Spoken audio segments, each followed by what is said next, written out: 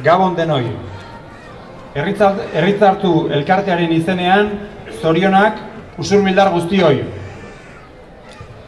Berme batzordeko lehendakariak eman dituen emaitza ofizialez gain, hainbat herritar hautesgunetara etorri eta bozka eman ezin izan dutenak izan dira. Hoiek denera 42 izan dira. Bestalde, Zubietan, 154,22ko parte hartzea izan da. 244 bozka jaso dira.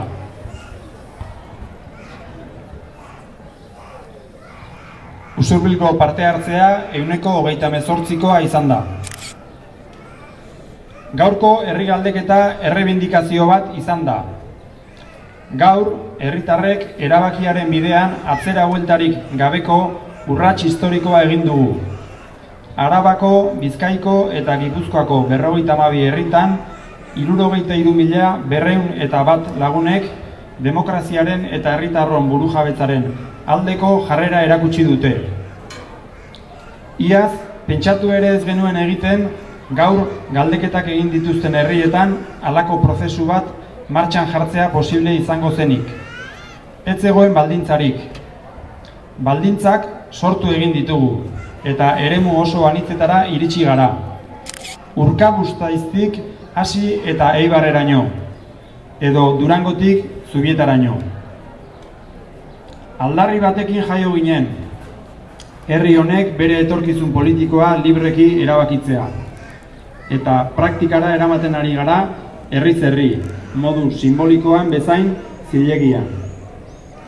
2017 amaitzerako, galdeketak eta erabakitzeko eskubidearen inguruko eztabaida milioi bat herritar bizi diren eremuetara iritsiko dira. Lorpen itzela da hori. Datozen hilabeteetan ere lanean jarraituko dugu. Borondateak ehunduz, adostasunetan sakonduz eta herritarrak ahaldunduz. Euskal Herrian erabakia gauza dadin. Gure esku dagoen guztia egingo dugu. Herritarron esku dagoen guztia egingo dugu erabakia gauzatu dadin. Ezinezko baita errealitate bihurtzen den arte. Horretan sinisten dugu eta hori erakutsi dugu gaur beste 52 herritan. Ekainaren 10ean jauzi berri bat emango dugu. Bilbon deitu dugun mobilizazio nazionalean aurkeztuko dugun herritarron itunarekin. Euskal komunitate osoari zuzendutako itun demokratikoarekin. Erabakiaren bidean ate berriak zabaltzen ari gara eta herritarron ituna mugarri izango da.